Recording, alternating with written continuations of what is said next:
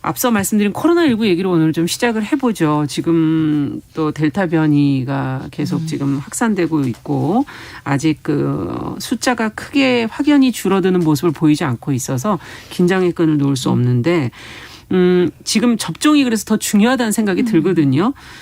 근데 백신에서 모더나 사정 때문에 지금 우리 백신 공급에 차질이 생겼다라는 보도가 나왔어요. 어떤 상황인지 그러면 이 대비책이 좀 또 어떻게 준비가 되고 있는지도 궁금한데요. 정은혜 전 의원께서 좀 정리해 주시죠. 네, 그 정부가 미국 모더나사로부터 이달에 공급받기로 한 신종 코로나 바이러스 감염증 백신이 예정된 물량의 절반 이하로 줄어들게 됐습니다. 모더나 백신은 그 9일 어제 그 총 계약 물량이 이제 4천만 회분이 되는데요. 네. 그 중에 6.1%인 245만 5천 회분만 국내에 지금까지 들어온 상태이고 지금 남아있는 분량도 162만 회분 정도라고 합니다. 네. 생산 문제 때문인데요. 이 때문에 이제 정부는 긴급하게 화이자나 모더나 백신의 1, 2차 접종 간격을 기존 4주에서 6주로 한시적으로 늘렸습니다. 그 두 백신은 3분기에 이제 주력하겠다는 입장인데요. 그렇죠. 이제 1차 접종은 그대로 하되 2차 접종은 조금 천천히 하게 되는 방안입니다. 지금 모더나 백신 공급이 원활하지 않은 현실에서 이제 좀 현실적인 그 정부의 대응이라고 볼 수 있습니다. 현재 독일의 경우에는 6주. 또 영국의 경우에는 화이자, 모더나, 아스트라제네카 백신 모두 포함해서 그 8주의 접종 간격을 유지하고 있다고 정은경 청장이 또 말을 하기도 했는데요. 네. 이와 더불어서 해결책으로 그 자녀 백신의 예약 대상을 또 확대하기로 했습니다. 그래서 16일부터는 백신 접종을 이미 예약한 사람도 SNS 신속 예약 서비스를 이용해서 자녀 백신이 있다면 접종을 받을 수 있게 됩니다. 네. 그래서 단일 자녀 백신을 이렇게 또 맞을 수 있게 되고요. 정 총장은 그 국민의 접종 기회를 확대하고 자녀 백신의 폐기를 최소화하기 위함이다라고 했습니다. 그 권덕철 범정부 백신 도입 TF 팀장은요.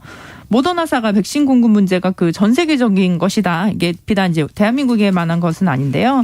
그것을 설명하면서 공급의 차질에 대해서 그 대한민국에 사과를 했고요. 네. 그리고 앞으로 한국에 약속된 물량을 공급하기 위해 최선을 다하겠다고 밝혔다고 합니다. 네. 자, 정부가 지금 어쨌든 모더나가 공급 물량을 줄인 게 계약 위반은 아니다 이렇게 판단을 했는데 이제 뭐 항의도 하고 뭐 대표단 파견할 계획이다 이런 입장까지는 밝힌 것 같거든요. 혹시 또 다른 대응이 더 필요하다고 보시는지 두 분은 어떻게 보시는지요? 먼저 신보라 의원께 여쭤보죠. 네, 우선 계약 위반이 아니다라고 하는 부분은 우선 모더나와의 계약 그 자체 내용 자체가 기밀이기 때문에 네. 이제 계약 위반 여부를 뭐 판단하기는 좀 어려워 보이지만 저는 이제 지금 문제가 모더나 공급이 계속 올해 한 3-4번 정도 계속 이렇게 연기가 되거나 한 일정들이 계속 차질을 빚어왔다는 그렇죠. 점이고 그래서 이 모더나 공급이 지금 현재 모더나 측은 절반 이하 아마 공급할 수 있겠다라고 발표했지만 더 늦어질 수도 있다라고 하는 점이 좀 우려가 되는 부분입니다. 네. 그래서 정부 관계자조차 모더나가 8월 물량의 절반 이하를 공급하겠다고 했는데 40%가 올지 더 적은 약이 올지 그건 알 수가 없다. 그래서 더 걱정이다라고 하는 관계자 발언도 있습니다. 네. 그리고 지금 모더나 측은 백신 공급 문제가 전 세계적인 것이다라고 그렇죠. 해명을 했다고 하는데요. 네. 실은 일본만 해도 6월까지 우리와 동일하게 4천만 회분을 공급받기로 했었는데 그중에 이제 34%를 공급받았어요. 그러니까 1,000만 회분이 넘게 공급을 받은 거죠. 캐나다도 6월까지 1,230만 회분 확보량이었는데 5월 말까지 30% 정도를 공급받았습니다. 그런데 우리나라는 9일 현재 모더나가 6.1%밖에 확보를 못한 거죠. 지금 앞에서 말씀해 주셨어요. 그래서 저는 그 모더나의 공급 물량이 절대적 공급량 자체가 지금 적다 하더라도 나라별로 비중은 공급 어느 정도 비중은 이렇게 차이가 난다는 건 우리나라의 확보 노력도 그만큼 부족했다는 걸 방증하는 것 아니냐. 그런 점에서 조금 문제 제기를 좀 하고 싶고요.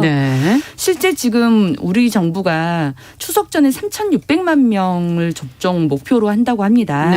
그리고 9일 현재 지금 1차 접종률은 40%를 넘겼다고 해요. 그래서 추석 10월까지는 약 지금 1,507만 명이 추가 접종을 해야만 그 접종 목표가 달성이 되는데요. 네. 따라서 지금 모더나는 지금 문제가 생겼고 화이자와 아스트라제네카 백신의 8월 공급 목표량이 지금 1,120만 회분이라고 합니다. 그래서 이것이 지금 제때 들어오는 게 가장 관건이라고 하고요. 예. 저는 그래서 이걸 제때 확보하기 위한 사전 조율 작업이 좀 반드시 이루어져야 되겠다라는 걸 좀 제안드리고 싶어요. 그래서 지금 모더나 측에만 지금 대표단을 파견 보낸다고 하는데 화이자와 아스트라제네카도 혹시 백신 수급에 문제가 생기게 되면 미리미리 점검을 해야 된다는 말씀이시군요. 그래서 저는 그 생산량이랄지 수급 계획에 대한 확약을 반드시 좀 해야 할 필요가 있고 화이자는 어쨌든 지금 안정적으로 지금 공급을 하고 있는 중이기 때문에 정부 관계자도 최대한 화이자 백신을 좀 더 빨리 당기려는 협상은 하고 있다고 합니다. 하지만 그 당기려는 협상뿐만이 아니라 추가 계약도 좀 검토를 좀 해봐야 되지 않느냐. 그렇죠. 네. 지금 모더나가 지금 뭐 40% 이상이 될지 뭐 더 이하가 될지 알 수 없는 상황에서 우리가 집단 면역에 이르기 위한 가장 최소한의 조건은 결국 백신 접종 아니겠습니까? 물량을 좀 더 확보를 해놔야 된다는 말씀이시군요. 네. 그래서 물량 확보가 정말 필요하다는 말씀을 드리고요. 지금 현재 우리나라 백신 접종 완료율은 그러니까 그건 2차 접종까지 2차까지의 완료율이 지금 15%인데 그렇죠. 그게 OECD 38개 회원국 중에는 최하위 기록이라고 합니다. 한국과 비슷한 시기에 백신 접종을 시작한 일본은 32.9%. 그리고 한국은 지금 100만 회, 하루에 100만 회 접종도 가능한 의료 역량은 구축이 되어 있음에도 불구하고 백신 수급량이 떨어지니까 OECD 평균 접종률은 15.3%에도 미치지 못하는 그런 최하위 기록을 하고 있기 때문에 이 부분에 대해서는 정부가 좀 책임을 함께 통감해야 된다는 생각이고요.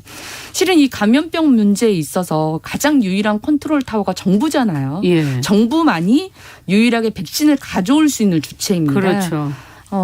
기업이나 다른 지자체나 개인이 백신을 가져올 수는 없는 거잖아요.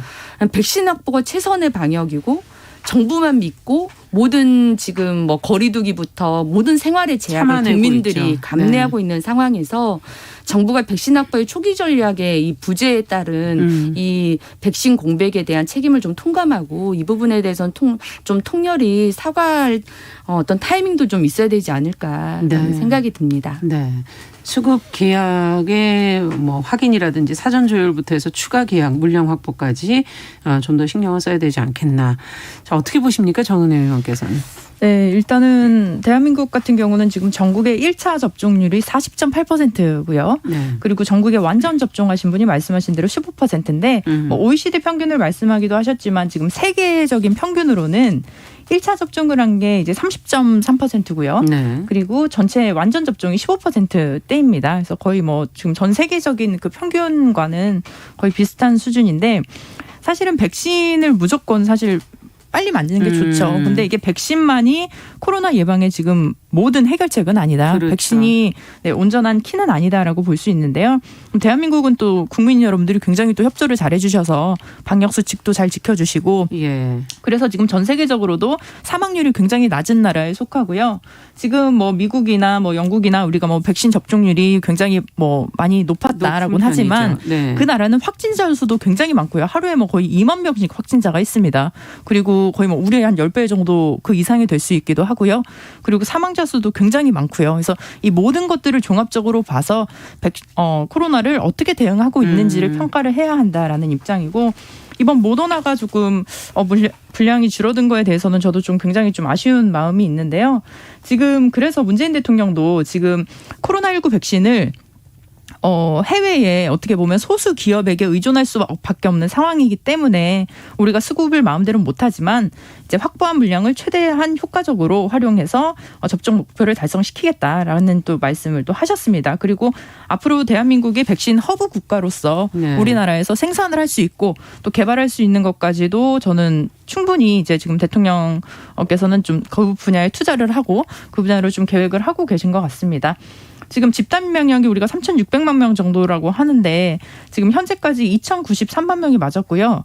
그리고 다음 1차 달 접종이죠. 네네 1차 예. 접종까지요. 그리고 다음 달 그 추석까지 한 1,500만 명 정도가 추가 접종이 가능할 수 있을 것이다라는 얘기가 있는데 그렇기 때문에 그 기존에 예약이 되어 있던 화이자나 아스트라제네카의 그 공급이 좀 정확한 때에 이렇게 좀 들어오는 것이 좀 옳지 않을까 싶기도 하고 네. 그리고 지금 아까 뭐 2차 접종 기간을 말씀을 드렸지만 실제로 영국에서는 기본적으로 8주를 놓고 있었습니다. 독일도 네. 한 6주로 놓고 있었고요. 우리나라가 4주에서 6주로 다른 선진국들에 비해서는 상대적으로 좀 이렇게 그 주 수가 이렇게 줄었었는데 이게 그 과학적으로 증명된 건 없어요. 그러니까 4주가 좋다, 6주가 좋다, 8주가 좋다라는 예. 뭐 어느 주가 더 뭐 정확하고 더 면역력을 높일 수 있는가라는 그 과학적인 그 임상 실험이라든지 이런 결과는 아직 없기 때문에 우리도 그런 것들은 좀 확인할 수 없는 상황이고 네. 만약에 이렇게 모더나 공급이 좀 차질이 있다면 지금 보면은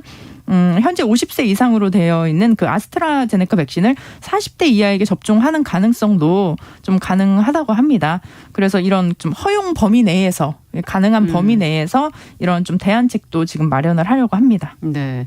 백신의 부작용 문제도 사실 있기 때문에 여러 가지로 좀 고민이 많지 않을까 하는 생각이 드는데 조금 더 다른 대응들은 어떤 게 더 필요하다고 생각하시는지 한 말씀씩 더 듣고 마무리하죠.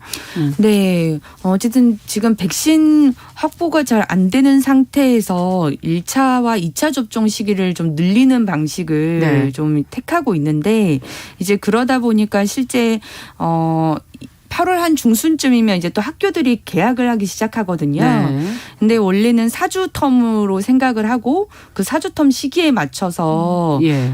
개학을 준비하고 있었던 학교들도 일선 학교들도 지금 문제가 좀 생기고 있다고 해요. 왜냐하면 네. 학생들은 접종 간격을 그대로 유지를 하기로 했는데 그렇죠. 선생님들은 5주 정도로 아마 조정이 된다고 합니다. 예. 그래서 선생님들은 접종이 되지 않은 그러면 상태에서 계약을 한 주 정도 좀 미뤄야 될 수도 있다는 그래서 아마 얘기인가요? 학교별로도 예. 지금 그에 대한 대응책 마련에 지금 고심 중이라고 하는데 어쨌든 지금 뭐 20대 30대 사이에서는 또 아스트라제네카의 위험성 때문에 접종을 좀 기피하고 있는 현상도 있다고 하는데 네. 그런 유인책들도 함께 마련을 하고 예. 아스트라제네카의 연령을 낮추는 문제에 대해서는 정부가 좀 신중할 필요가 있겠다라는 말씀도 덧붙여 드리고 싶습니다. 네. 어떻게 보십니까? 네, 지금 그래서 좀 우선순위를 좀 많이 조정하고 있는 것 같아요. 그래서 네. 고등학생들 예. 그리고 특히 고3 수험생들 예. 이런 분들은 뭐 현행대로 맞게 되고요. 그리고 뭐 대입 수험생 분들도 이대로 맞지만 말씀하신 대로 이제 교직원 분들이 이제 한 주 정도 밀리게 되니까 이 부분에 있어서 저는 좀 교육부와 협의를 해서 뭐 개학 시기라든지 왜냐하면 선생님들이 정말 백신을 온전히 맞고 저도 개학을 하는 게 그렇죠. 옳다고 생각을 합니다. 그래서 네. 그 전에는 뭐 비대면으로 수업을 하든지 이런 부분은 좀 아이와 또 아동과 선생님, 교사를 모두 다 생각을 해서 또 부모와 이런 것들을 좀 고려해서 결정해야 하는 거 아닌가 싶습니다. 네. 현실적인 그런 부분까지 융통성 있게 좀 문제를 풀어갔으면 좋겠다는 제언까지 해주셨네요. 자, 두 번째 뉴스로 좀 가보겠습니다. 지금 강서구의 특수학교 서진학교 설립 과정을 담은 다큐멘터리 학교 가는 길이라는 작품 화제를 모으고 있는데 학교 설립을 반대하던 주민이 상영 금지 가처분 신청을 했다가 취하한 뒤에 지금 장면 삭제를 지금 요구하는 그런 가처분 신청을 지금 내놓은 상태입니다. 소송을 낸 주민 또 다큐를 제작한 분도 입장이 서로 다 다르리라 생각이 되는데요. 어떤 이야기들을 하고 있는지 신보라 의원께서 먼저 좀 정리해 주시면 저희도 같이 이 문제 생각해 보죠. 네. 영화 학교 가는 길은 서울 강서구에 있는 장애인 특수학교인 서진학교를 개교하는 과정에서 지역사회 갈등과 장애인 학부모들의 이야기를 담은 다큐멘터리로 올해 5월 5일 개봉을 했는데요. 네. 이 특수학교 설립에 반대한 주민들의 모임인 강서 특수학교 설립 반대 비상대책위 소속 주민 한 분이 영화에 자신의 모습이 모자이크된 채 등장해서 명예가 훼손됐다면서 지난달 14일 서울중앙지법에 영화 배급 상영 중지 가처분 신청을 냈습니다. 네. 이 사실이 알려지자 5만 8천여 명의 시민분들의 상영금지 반대 탄원서도 제출이 됐었는데요. 예. 이 주민분은 지난 4일 중앙지법에 낸 가처분 신청을 취하했고요. 네. 다만 장면 일부를 삭제해달라는 가처분 신청이 또 진행이 됐기 때문에 이와 관련한 사건의 신문은 이달 12일 첫 열리게 됩니다. 예. 영화 속 2017년 9월 특수학교 설립 관련 2차 주민 토론회 장면에서 반대쪽 토론자들의 발언 분량은 1분 26초이고 예. 이 주민의 분량은 10초가량인데요. 이 주민분을 비롯한 모든 토론자는 영화에서 모자이크 처리가 됐습니다. 네. 영화사 진진과 김정인 감독 측은 주민들의 목소리도 균형감 있게 다루려 노력했다. 공익 목적으로 제작한 영화인 점을 고려해서 상영을 금지해서 안 된다는 입장을 밝혀왔고요. 예. 감독은 이 주요 내용이 삭제되면 다큐멘터리로서의 생명력을 잃게 된다. 상영 금지 가처분 신청이나 장면 삭제 신청이나 본질적으로 이 영화의 존재 이유를 명백히 훼손하는 요구라고 밝힌 바 있습니다. 네. 자, 지금 모자이크 처리를 했다라고 말씀을 해 주셨고 한 1분 26초 그중에서도 지금 소송을 낸 사람은 10초 정도. 네. 이걸 장면을 그런데 그럼에도 불구하고 삭제까지 해야 하는 것인지 두 분은 어떻게 보십니까? 정은혜 의원께서 네. 먼저 좀 얘기해 주신다면. 이 영화를 저도 뭐 전체를 보지 못했지만 네. 이렇게 좀 요약된 버전을 제가 좀 봤는데요. 이 영화를 본 어떤 분의 감상평 중에 하나가 관객으로 들어왔다가 아버지가 되어서 나갑니다. 또 이런 말씀을 하셨다고 하더라고요. 그래서 네.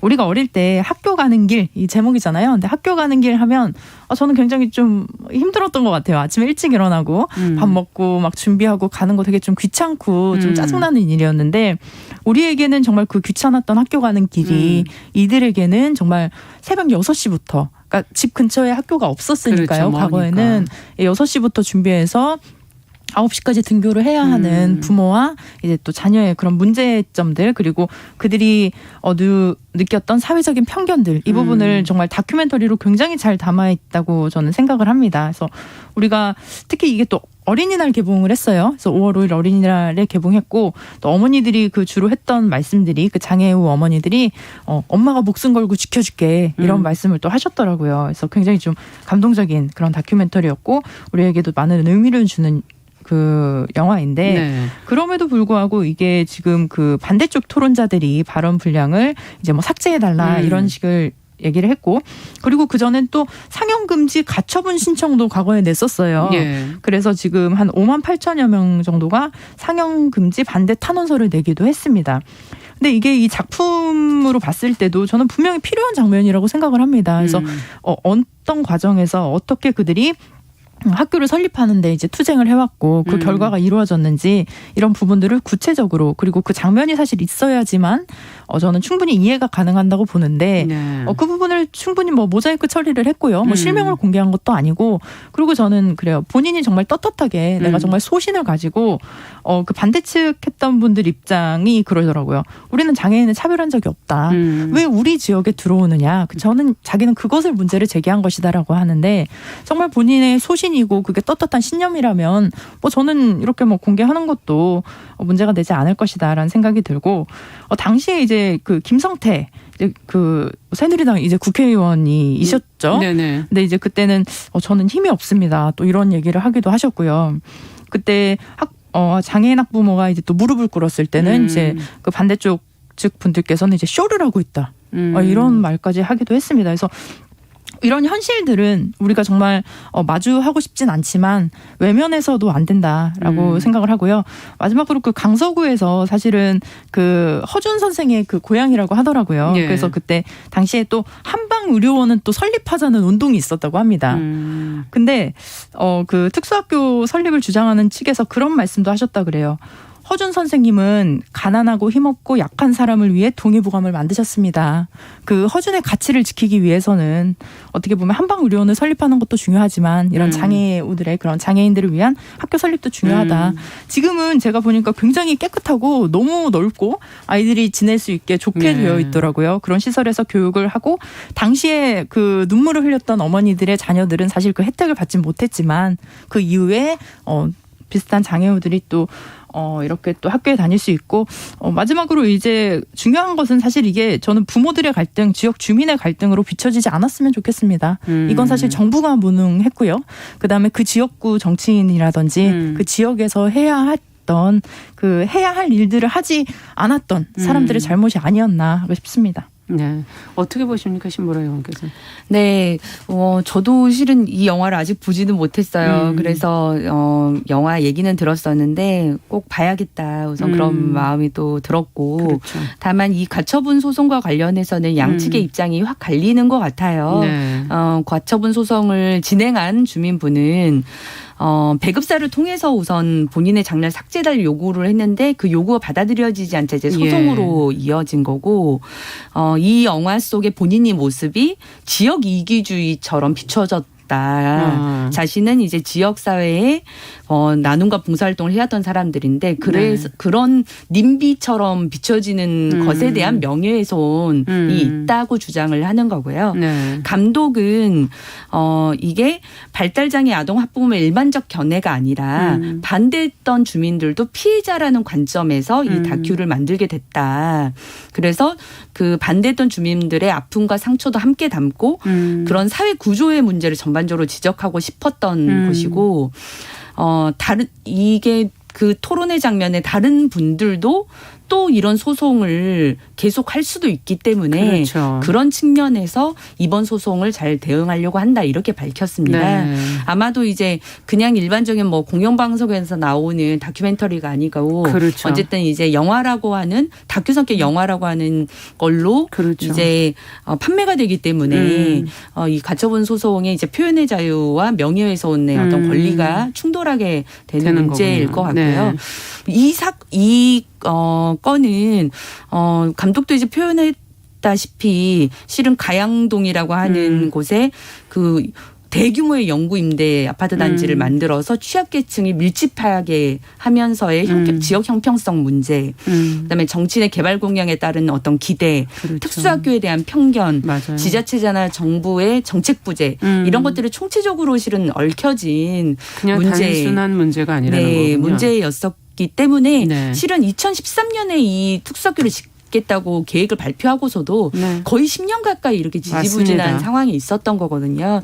그런 부분을 우리가 함께 좀 볼 필요가 있겠다라는 생각이 들고요. 네. 실은 제가 사는 도시에도 그 특수학교가 있습니다. 네. 근데 신도시에 있었기 때문에 실은 이제 자연스럽게 그 도시 계획 속에 안에 들어와 있었던 거군요. 들어와 있어서 네. 특수학교가 설립된 거죠. 근데 살펴보니까 그냥 원래 있었던 지역에서 특수학교가 들어갈 때마다 늘 이런 갈등이 빚어지고 어느 지역이나. 네. 있기 때문에 이제 그런 거대 신도시를 구축할 때부터 미리 이런 계획 세우고. 특수학교는 당연히 그 건립 계획에 포함될 수 있도록 하는 게 좀 필요한 것 같아요. 근데 최근에도 보니까 최근에 뭐 3기 신도시들이 이제 지정이 되잖아요.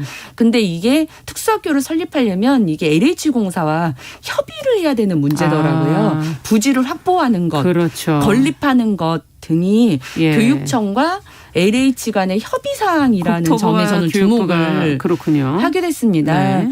저는 이게 의무화 단계를 좀 거쳐야 되는 때가 아닌가라는 생각이 들어요. 기존 네. 지역에서의 갈등 문제가 심각하다면 맞습니다. 새로 지어지는 도시에서는 네. 반드시 이런 장애인들의 교육권을 보장하는 측면에서의 건립 의무화 이런 조치들도 좀 검토를 했으면 하는 소망입니다. 네. 그때 문제를 처리하지 말고 네. 도시를 아예 계획을 세울 때부터 차근차근 준비를 했으면 좋겠다는 얘기를 해 주셨습니다. 자, 뉴스픽 오늘은 여기까지 얘기 듣도록 하죠. 정은혜 신보라 의원과 함께했습니다. 말씀 잘 들었습니다. 감사합니다. 네, 감사합니다.